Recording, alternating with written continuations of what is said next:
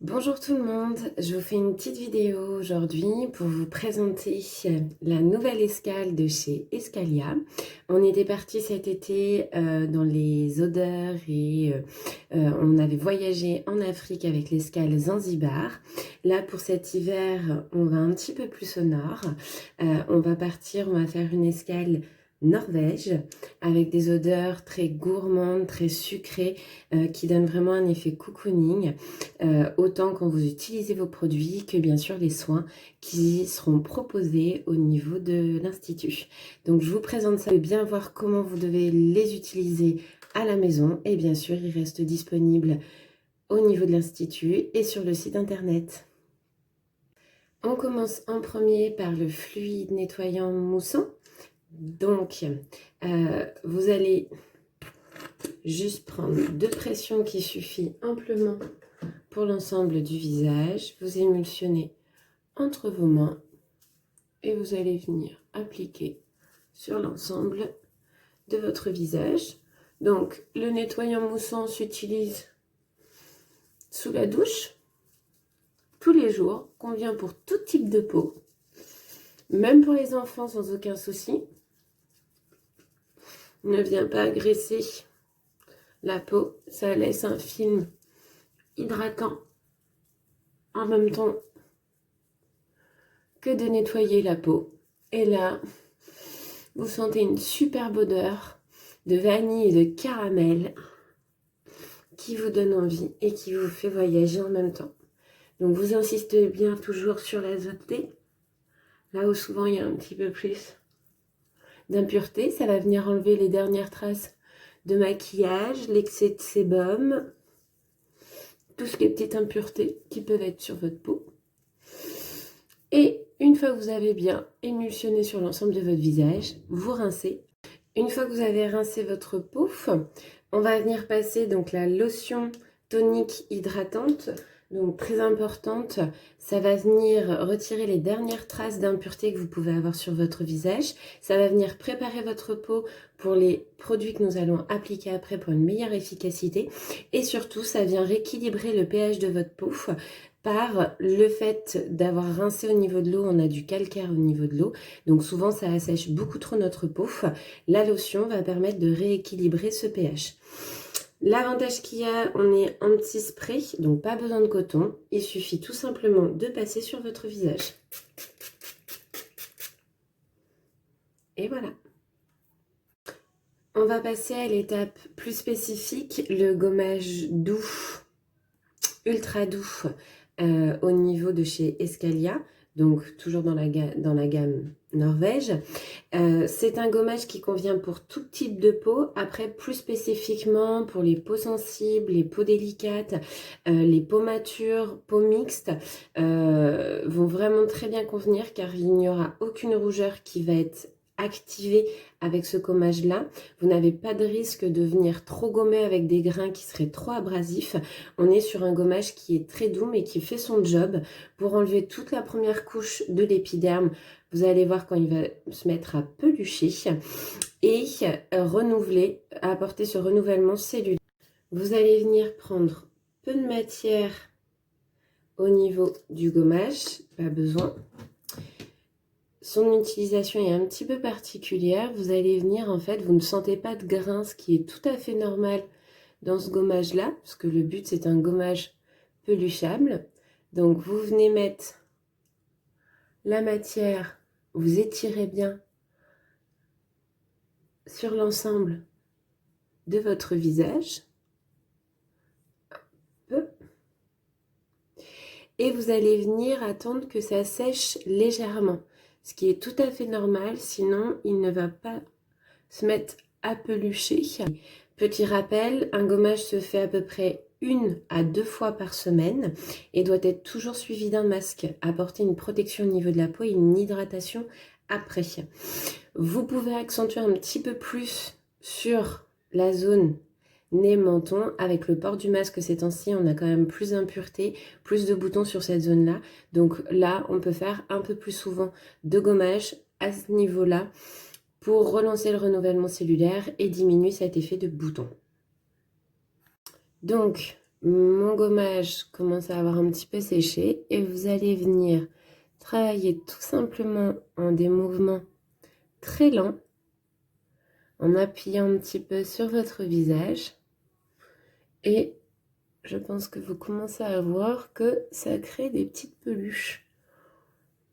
Donc ce qui est tout à fait normal.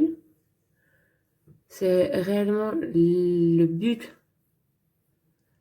de ce gommage. Vous devez voir des peluches se faire. Donc ce qui permet de ne pas agresser la peau, de ne pas créer de rougeur. Parce que vous pouvez voir que chez moi, j'ai une peau quand même qui rougit très vite car elle est fine. Insistez bien sur la zone T.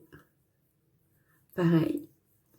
Pour information, pour les peaux très épaisses, souvent hein, les peaux grasses, c'est vrai que c'est un gommage qui peut un petit peu manquer de ce côté-là de grain pour ce type de peau-là, souvent, qui aime bien un nettoyage souvent assez en profondeur. Alors, il peut convenir quand même, mais souvent, on va pouvoir renouveler plusieurs fois la même étape. Donc, au lieu de le faire en une fois, on va pouvoir, sur certaines zones un petit peu plus épaisses, le faire 1 à 2 fois.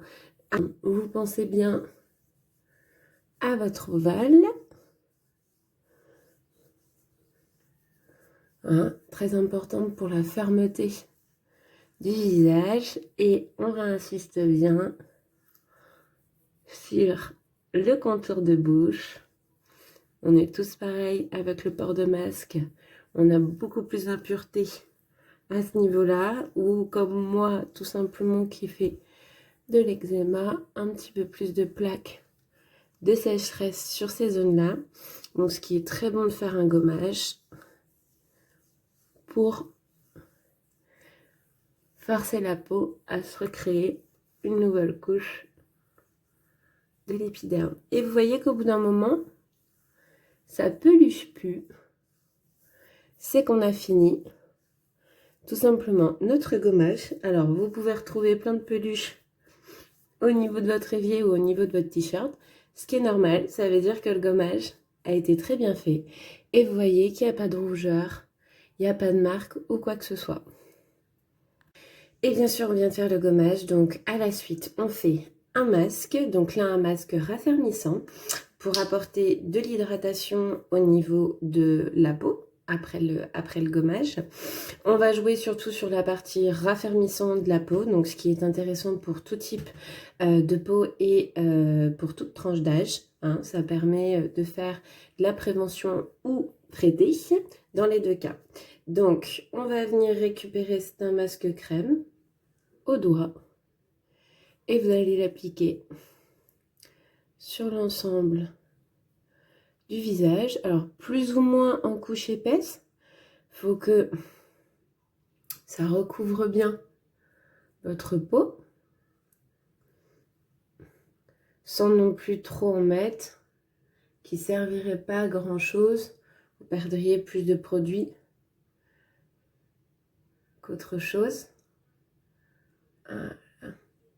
Donc je vous rappelle, hein, le masque se fait obligatoirement à la suite d'un gommage, mais peut se faire aussi tout seul sans aucun souci. Au minimum, l'idéal, c'est de le faire une fois par semaine, un petit rituel à faire par exemple le week-end ou sur votre jour de repos. Mais il peut se faire plusieurs fois dans la semaine sans aucun souci. Une fois que vous l'avez bien appliqué sur l'ensemble de votre visage, en évitant bien sûr le contour des yeux, vous allez laisser le poser au minimum 10 minutes, sinon il n'a aucune efficacité, le temps de bien pénétrer au niveau de la couche de l'épiderme. Et en plus, c'est super agréable car vous êtes toujours dans les odeurs de vanille et de caramel, ce qui est super agréable à ressentir au niveau de votre peau. Et avec ce qui vous reste, vous venez m'étirer le produit dans votre cou. Donc maintenant, c'est parti pour au minimum 10 minutes. Et voilà, ça fait un petit peu plus de 10 minutes que j'ai le masque. Donc maintenant, on va le rincer à l'eau. On va appliquer nos produits à mettre tous les matins pour protéger sa peau. J'ai bien rincé ma peau, elle est séchée. J'ai réappliqué un petit peu de lotion tonique de tout à l'heure. Et maintenant, je vais appliquer le sérum anti-âge. Alors, l'avantage, c'est que vous êtes sur une texture un petit peu gelée. Il n'y a vraiment pas besoin d'en mettre beaucoup. Ok.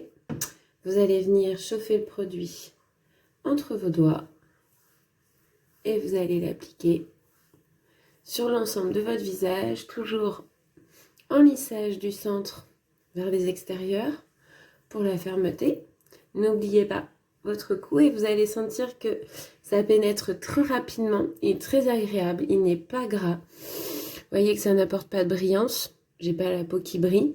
Et tout de suite, il est vite pénétré avec une odeur super agréable. En second, soit on applique la crème hydratante jour, 24 heures hydratante, soit vous appliquez la crème jour et nuit aussi nourrissante qui a une action plus anti-âge. Vous allez voir qu'au niveau texture, vous êtes aussi sur une texture qui n'est pas trop crémeuse, donc pas grasse, ce qui est assez appréciable. Vous venez chauffer votre produit, toujours sur le même principe, entre vos doigts. Vous m'appliquez en lissage sur l'ensemble de votre visage. Vous n'oubliez surtout pas votre cou et vous allez voir aussi que c'est une texture alors un petit peu plus épaisse obligatoirement que le sérum, mais pas grasse, qui est très vite bu par la peau, qui n'apporte pas de brillance. Et vous avez fini votre soin. Vous attendez encore un petit peu et vous pouvez vous maquiller par la suite sans aucun problème.